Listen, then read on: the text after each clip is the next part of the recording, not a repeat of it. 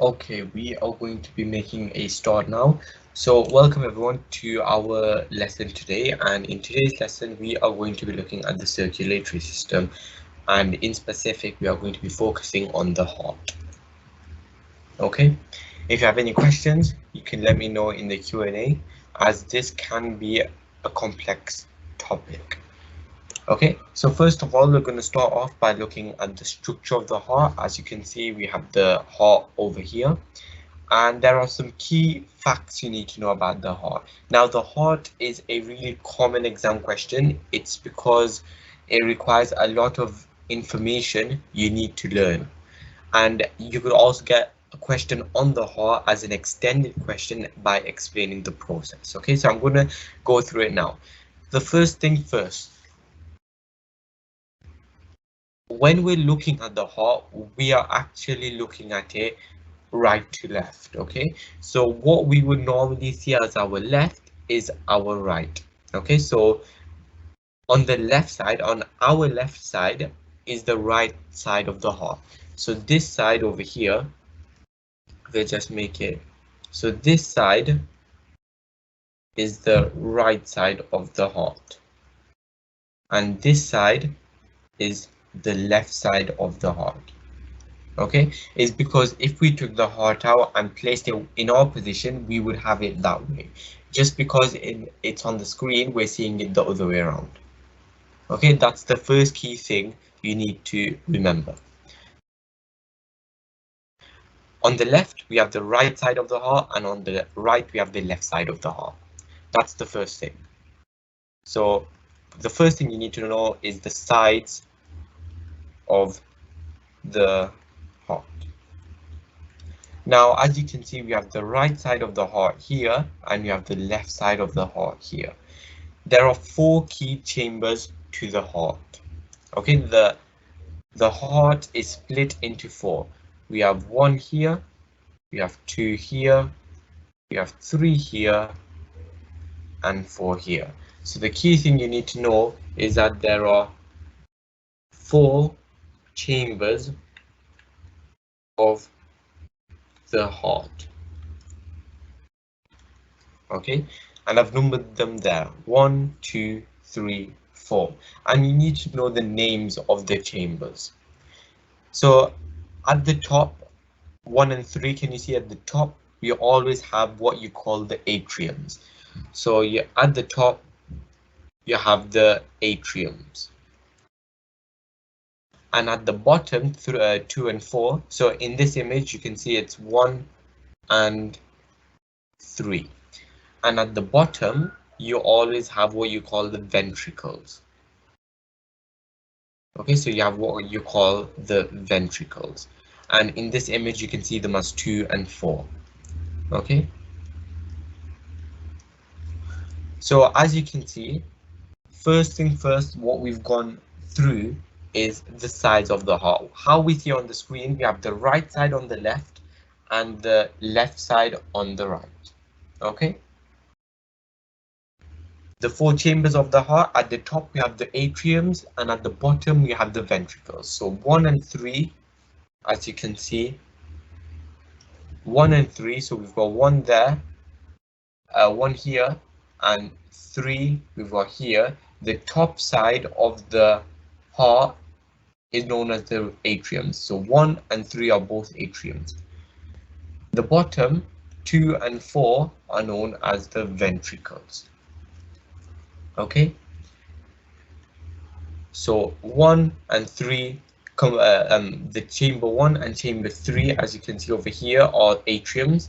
Chamber 2 and chamber 4 are what you call ventricles. Now each of them has a specific name, so you can characterize it just like this. So where's 1? If you characterize 1, 1 is on the right side of the heart, so we put right, and it's at the top, so it's known as right atrium. 2 is it's on the right, so we put right, and it's at the bottom, so we put ventricle. 3, it's on the left, so we put left, and it's at the top, so we put atrium. And finally 4,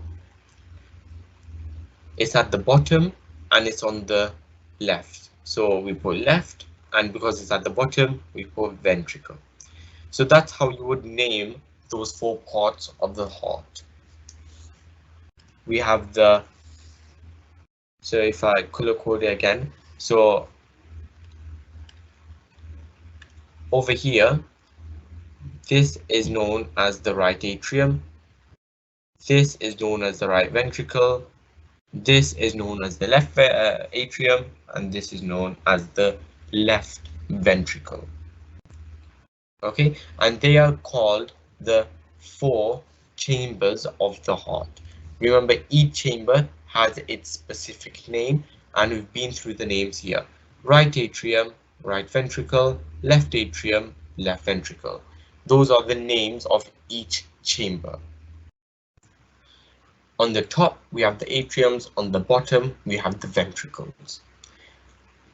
The left side, what we see as the left, is the right side of the heart, and what we see as the right is the left side of the heart. And that's how we can remember these key 4 names.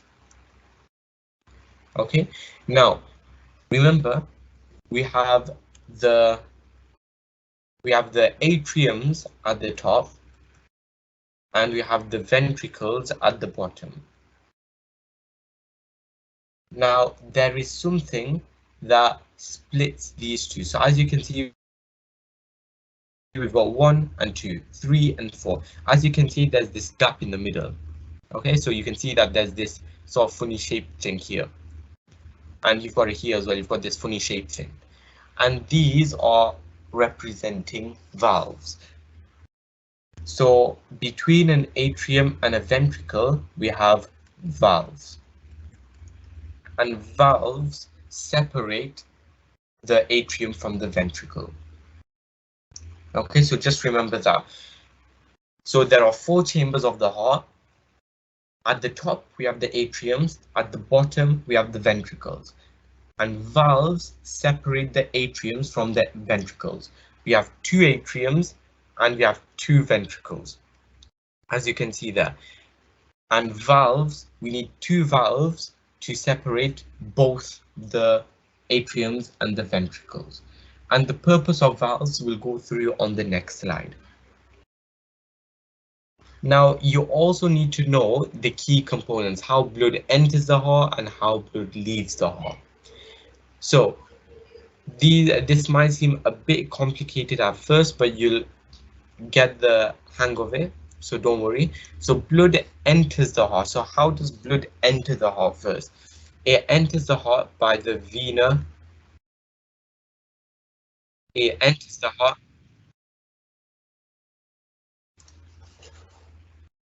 Sorry.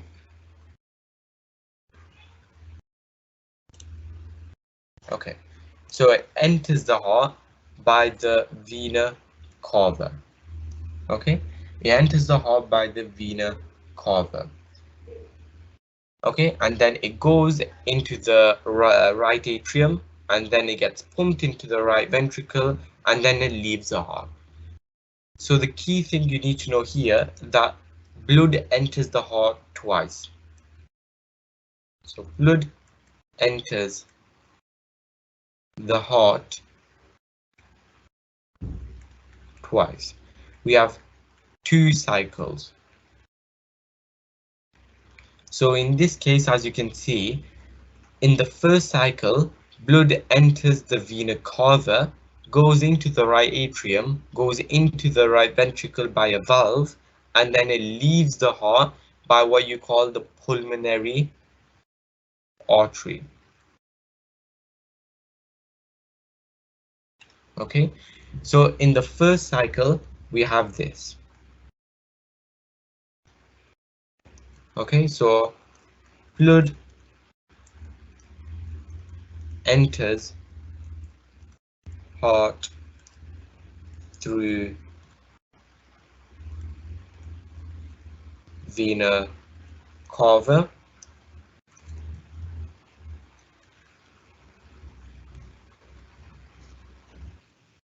Sorry,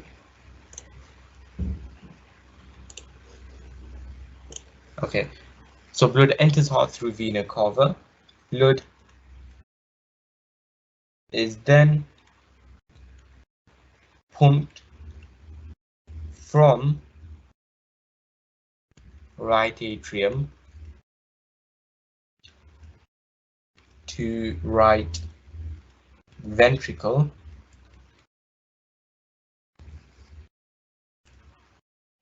Okay, and then blood leaves the heart by the pulmonary artery. So blood leaves the heart by pulmonary artery. Now, remember the key things here. You've got blood enters the heart by the vena cava. Blood is then pumped from right atrium to right ventricle, and you can add in it's pumped via a valve. And then blood leaves the heart by the pulmonary artery. So it leaves the heart by the pulmonary artery. Okay, and where does it go? Well, it leaves the heart to go to the lungs. Okay, now what I need to explain here is that all this is deoxygenated.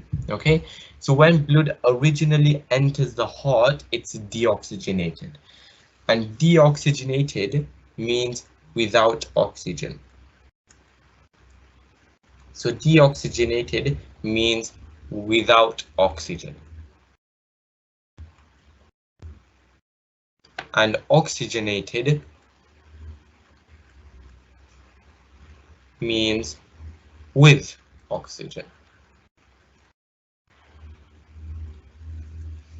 Now, let's say we had this diagram. We had the heart, we had the lungs, we had the heart again, and we had the body. After the blood has delivered all the oxygen to the body, it goes to the heart and it goes to collect oxygen. Okay, so remember, when the blood goes from the body to the heart, it enters by the vena cava, and the vena cava is just a sort of vein that helps the blood come into the heart. It goes in through the right atrium, then the right ventricle, and then jets out by the pulmonary artery to the lungs to collect oxygen. Okay, so it goes to the lungs to collect oxygen. So lungs to collect oxygen. Once it's collected oxygen, it then returns back to the heart. It then comes back to the heart. And that's what is shown by this red arrow here. So over here we have another sort of blood vessel, and this one is known as the pulmonary vein. So blood comes back from the lungs via the pulmonary vein to enter the heart once again, and it enters into the left atrium, and then it gets pumped into the left ventricle, and then it gets out by the aorta, and the aorta carries the blood to the body. Okay, so then the blood goes from the heart back to the body, and over here it's oxygenated. So it's oxygenated blood because it's collected blood, and it's delivering oxygen to the body.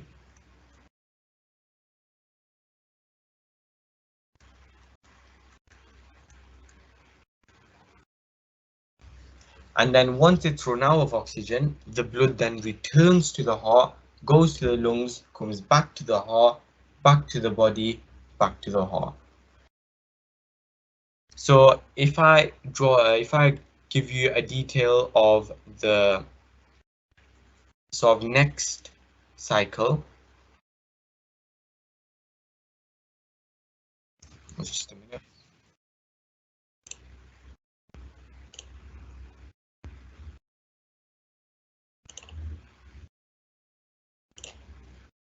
Actually, we'll keep on. We'll go on to a new slide.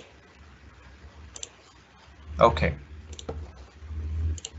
So if I give you a detail of the second cycle that happens, so the second cycle that happens, we've got blood. So it leaves the heart by the pulmonary artery and it goes to the lungs. Okay, that's where we were off from the first cycle. Now in the second cycle, the blood is now oxygenated because it's collected oxygen from the lungs. The blood returns to the heart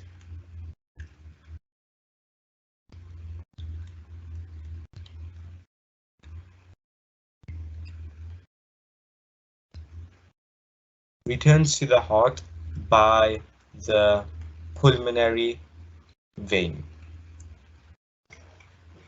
Okay, so it returns to the heart by the pulmonary vein and it moves from the left atrium to left ventricle. And then the blood jets out by the aorta.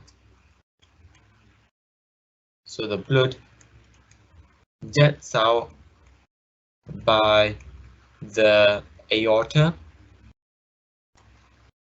to deliver the oxygen to the body cells. So there are two cycles in the heart. First cycle we've been through and second cycle is there. Now in the first cycle, everything is deoxygenated without oxygen. And in the second cycle, everything is oxygenated with oxygen. So if we go through the keywords in this second cycle, the blood is now oxygenated. It returns to the heart by the pulmonary vein and it moves from left atrium to left ventricle. And then it jets out via the aorta to deliver the oxygen to the body cells. That's what you need to know for the second cycle. So if we summarize what we know so far of the heart, as you can see, you need to know the components of the heart. So we saw that the components of the heart were as follows. So we saw that there are 4 chambers of the heart. And we saw that they are the right atrium. We've got the left atrium. We've got the right ventricle. And we've got the left ventricle. Okay, so these are the 4 chambers of the heart. We also have 4 important blood vessels. Okay, so 4 blood vessels involved.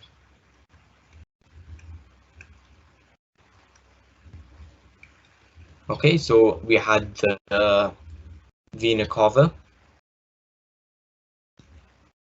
We then had the pulmonary artery.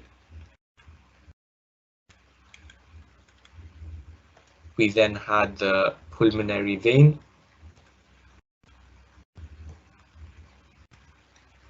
And we finally had the aorta. Now, in an exam, you need to know how to label these and you should know the function of them. So vena cava is stage 1. Okay, that's how the blood enters the heart. Okay, pulmonary artery is how the blood leaves the heart and goes to the lungs. So vena cava, if I just write there,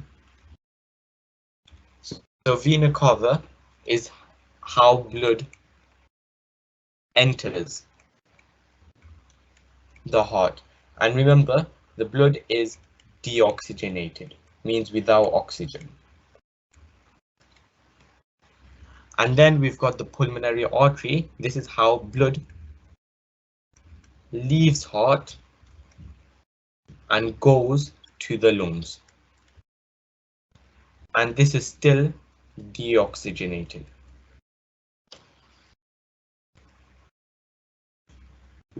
The pulmonary vein is how blood enters the heart.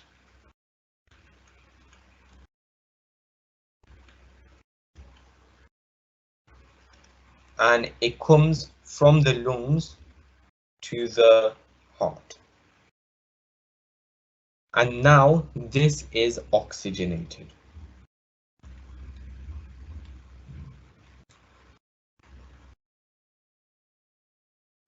And finally, the aorta is how the blood leaves the heart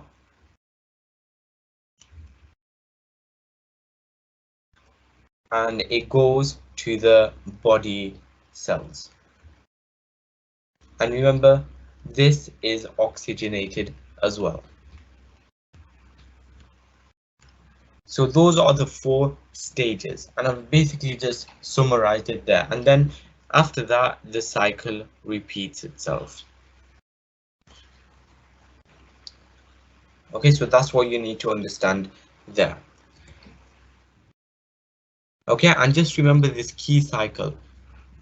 We've got the heart, then we have the lungs,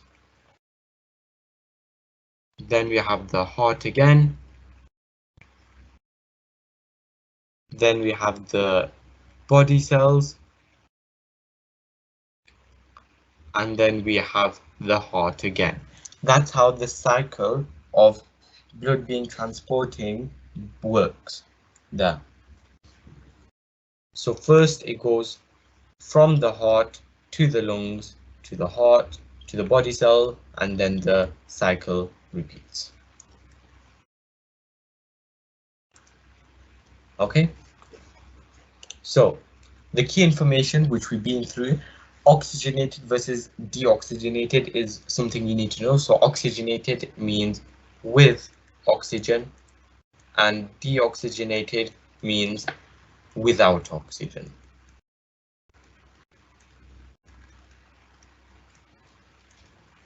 Pacemaker cells. Now, pacemaker cells is something we haven't been through, but pacemaker cells basically control your resting heart rate. Okay, pacemaker cells control your resting heart rate. They control your resting heart rate and they are located in the right atrium. This is another common exam question. Normally you come across a tick box that tells you which box where are pacemaker cells located. So the first thing you need to know is that pacemaker cells control your resting heart rate and they are located in the right atrium.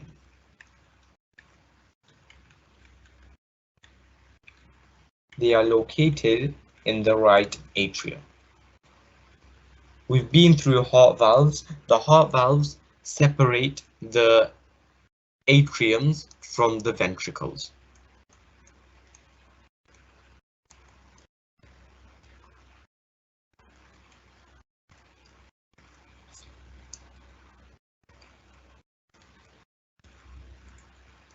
We've been through the key chambers. There are 4 key chambers: right atrium, right ventricle, left atrium, and left ventricle. And we've been through the key blood vessels: the vena cava, pulmonary artery, pulmonary vein, and the aorta. Okay, now the only new thing on this slide that you need to know are pacemaker cells. And make sure you remember that it controls your resting heart rate and it's located in the right atrium. Okay, so now finally, there's one key thing you need to know. Humans have a double circulatory system. Again, this is a common exam question. Humans have a double circulatory system. This means that blood passes through the heart twice. As you know, that double means 2. So double means 2. A double circulatory system means blood passes through the heart twice. That's all it means. And why do we require a double circulatory system? Well, the reason we need a double circulatory system is because we can separate the oxygenated and deoxygenated blood. So if you go back to our sort of diagram here, as you can see, the first cycle is all deoxygenated and the second cycle is all oxygenated. So from there, you can see that we have separated out the oxygenated and deoxygenated blood. And it also helps maintain a high blood pressure level required for essential processes. So sometimes you need a high blood pressure level to make you get through some activities you take part in, and that's why a double circulatory system is beneficial. So the main reason is to separate oxygenated and deoxygenated blood, and you can also state that it helps maintain a high blood pressure level. So it separates the oxygenated and deoxygenated blood, and it helps maintain a high blood pressure level. Okay, so we've been through everything on today's agenda.